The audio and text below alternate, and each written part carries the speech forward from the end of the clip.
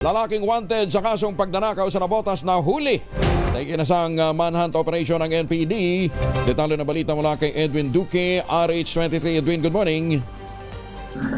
May pundag ako yung Angel, nasa kamay na ngayon ng DSUU ng Northern Police District ang lalaking wanted dahil sa pagkakasakop sa nakawan sa nabutas.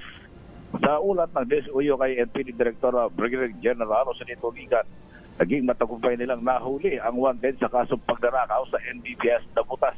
Sinabi ng opisyal ng akusado si alias Michael ay kinasuhan ng robbery with the violence against or intimidation in person. Kaya ito ay dinakip sa bisa pa rin ng warrant of arrest na issue naman ni Judge Primo Elmo Lubina, ang presiding judge ng RTC Branch 128 sa Caloocan. Samantalang nagtakda naman ang korte ng 100,000 pesos piyansa sa akusado para sa kanyang pansamantalayang kalayaan.